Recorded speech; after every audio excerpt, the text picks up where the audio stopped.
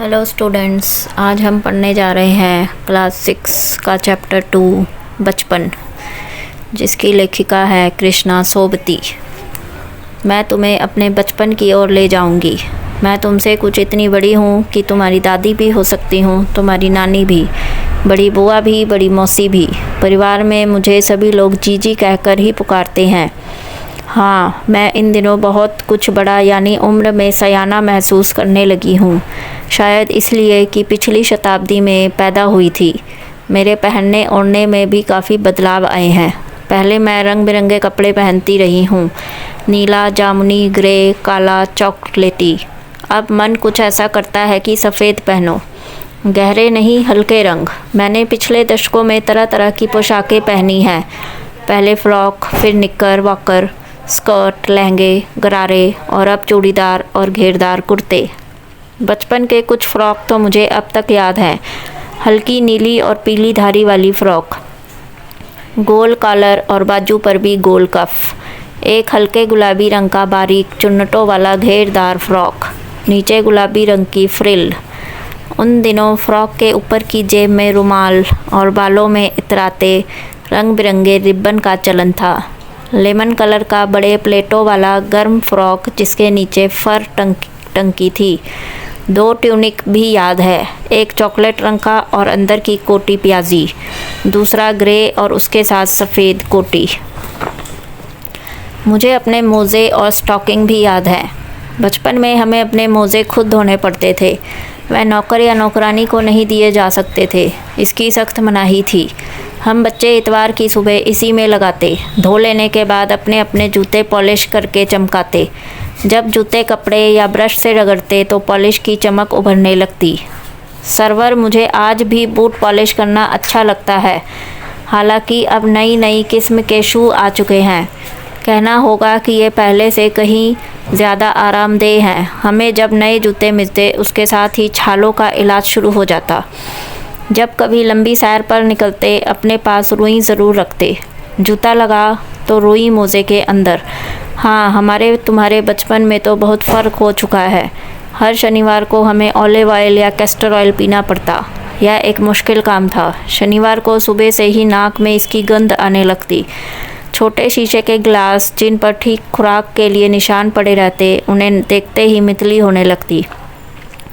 मुझे आज भी लगता है कि अगर हम ना भी पीते वह शनिवारी दवा तो कुछ ज़्यादा बिगड़ने वाला नहीं था, सेहत ठीक ही रहती। तुम्हें बताऊंगी कि हमारे समय और तुम्हारे समय में कितनी दूरी हो चुकी है। यहाँ तक कि बचपन की दिलचस्पियाँ भी बदल गई हैं। याद रहे, उन दिनों कुछ घरों में ग्रामोफोन थे, रेडियो और टेलीविज़न नहीं थे। हमारे बचपन की कुल्फ़ी आइसक्रीम हो गई है। कचौड़ी, समोसा पेटीज में बदल गए हैं। शहतूत और फालसे और खसखस के शरबत कोक पेप्सी में। उन दिनों कोक नहीं, लेमनेड विम्टो मिलती थी। शिमला और नई दिल्ली में बड़े हुए बच्चों को वेंगर्स और डेविको रेस्तरां की चॉकलेट और पेस्ट्री मज़ा देने वाली होती। हम भाई बहनों की ड्यूटी लगती शिमला मॉल से ब्राउन ब्रेड लाने की। हमारा घर मॉल से ज़्यादा दूर नहीं था। एक छोटी सी चढ़ाई और गिरजा मैदान पहुंच जाते। वहां से एक उतराई उतरते और मॉल पर कन्फेक्शनरी काउंटर पर तरह तरह की पेस्ट्री और चॉकलेट की खुशबू मन भावनी। हमें हफ्ते में एक बार चॉकलेट ख़रीदने की छूट थी। सबसे ज़्यादा मेरे पास ही चॉकलेट टॉफ़ी का स्टॉक रहता। मैं चॉकलेट लेकर खड़े खड़े कभी ना खाती, घर लौटकर ही साइड बोर्ड पर रख देती और रात के खाने के बाद बिस्तर में लेटकर मज़ा ले खाती। शिमला के काफ़ल भी बहुत याद आते हैं, खट्टे मीठे, कुछ एकदम लाल, कुछ गुलाबी, रस भरी कसमल। सोचकर ही मुंह में पानी भर आए। चेस्टनट एक और गज़ब की चीज़, आग पर भुने जाते और फिर छिलके उतारकर मुंह में। चने ज़ोर गरम, अनारदाने का चूरन। हाँ, चने ज़ोर गरम की पुड़िया तो तब थी, वह अब भी नज़र आती है। पुराने कागज़ों से बनाई गई इस पुड़िया में निरा हाथ का कमाल। नीचे से तिरछी लपेटते हुए ऊपर से इतनी चौड़ी कि चने आसानी से हथेली पर पहुंच जाए। एक वक्त था जब फिल्म का गाना चना ज़ोर गरम बाबू मैं लाया मज़ेदार चना ज़ोर गरम उन दिनों स्कूल के हर बच्चे को आता था। कुछ बच्चे पुड़िया पर तेज़ मसाला बुरकवाते।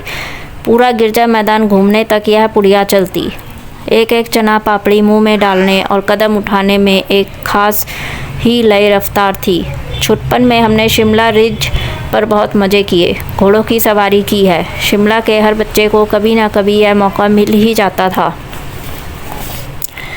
हम जाने क्यों घोड़ों को कुछ कमतर करके समझते, उन पर हंसते थे। ननिहाल के घोड़े खूब हुष्ट पुष्ट और खूबसूरत, उनकी बात फिर कभी। शाम को रंग बिरंगे गुब्बारे, सामने जाखू का पहाड़, ऊंचा चर्च की घंटियां बजती तो दूर दूर तक उनकी गूंज फैल जाती। लगता इसके संगीत से प्रभु यीशु स्वयं कुछ कह रहे हैं। सामने आकाश पर सूर्यास्त हो रहा है, गुलाबी सुनहरी धारियां नीले आसमान पर फैल रही हैं। दूर दूर फैले पहाड़ों के मुखड़े गहराने लगे और देखते देखते बत्तियां टिमटिमाने लगी। रिज पर ही रौनक और माल की दुकानों की चमक के भी क्या कहने। स्कैंडल पॉइंट की भीड़ से उभरता कोलाहल। सर्वर स्कैंडल पॉइंट के ठीक सामने उन दिनों एक दुकान हुआ करती थी, जिसके शोरूम में शिमला कालका ट्रेन का मॉडल बना हुआ था। इसकी पटरियां, उस पर खड़ी छोटे छोटे डिब्बों वाली ट्रेन, एक और लाल टीन की छत वाला स्टेशन और सामने सिग्नल देता खंबा, थोड़ी थोड़ी दूर पर बनी सुरंगें। पिछली सदी में तेज़ रफ्तार वाली गाड़ी वहीं थी। कभी कभी हवाई जहाज भी देखने को मिलते। दिल्ली में जब भी उनकी आवाज़ें आती, बच्चे उन्हें देखने बाहर दौड़ते। दिखता एक भारी भरकम पक्षी उड़ा जा रहा है पंख फैलाकर, यह देखो, और वह गायब।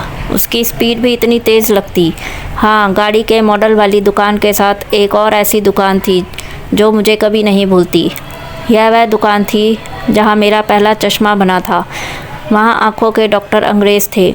शुरू में चश्मा लगाना बड़ा अटपटा लगा। छोटे बड़े मेरे चेहरे की ओर देखते और कहते, आँखों में कुछ तकलीफ़ है, इस उम्र में ऐनक, दूध पिया करो। मैं डॉक्टर साहिब को कहा दोहरा देती, कुछ देर पहनूंगी तो ऐनक उतर जाएगी। वैसे डॉक्टर साहिब ने पूरा आश्वासन दिया था, लेकिन चश्मा तो अब तक नहीं उतरा। नंबर बस कम ही होता रहा। मैं अपने आप इसकी जिम्मेवार हूँ। जब आप दिन की रोशनी को छोड़कर रात में टेबल लैंप के सामने काम करेंगी तो इसके अलावा और क्या होगा। हाँ, जब पहली बार मैंने चश्मा लगाया तो मेरे एक चचेरे भाई ने मुझे छेड़ा, देखो देखो कैसी लग रही है। आँख पर चश्मा लगाया ताकि सूझे दूर की यह नई लड़की को मालूम सूरत बनी लंगूर की। मैं खींची कि मुझ पर ही यह क्यों दोहराया जा रहा है, पर शेर बुरा ना लगा। जब वह चाय पीकर चले गए तो मैं अपने कमरे में जाकर आईने के सामने खड़ी हो गई। कई बार अपने को देखा, ऐनक उतारी, फिर पहनी, फिर उतारी, देखती रही। सूरत बनी लंगूर की, नहीं, हाँ। मैंने अपने छोटे भाई का टोपा उठाकर सिर पर रखा। कुछ अजीब लगा, अच्छा भी है और मजाकिया भी। तब की बात थी, अब तो चेहरे के साथ घुल मिल गया है चश्मा। जब कभी उतरा हुआ होता है तो चेहरा खाली खाली लगने लगता है। याद आ गया है वह टोपा, काली फ्रेम का चश्मा और लंगूर की सूरत। हाँ, इन दिनों शिमला में मैं सिर पर टोपी लगाना पसंद करती हूँ। मैंने कई रंगों की जमा कर ली हैं, कहाँ दुपट्टों का ओढ़ना और कहाँ सहल सुभते वाली हिमाचली टोपियाँ। अगर आप और भी ऐसी वीडियोस देखना चाहते हैं तो चैनल को सब्सक्राइब करें। धन्यवाद।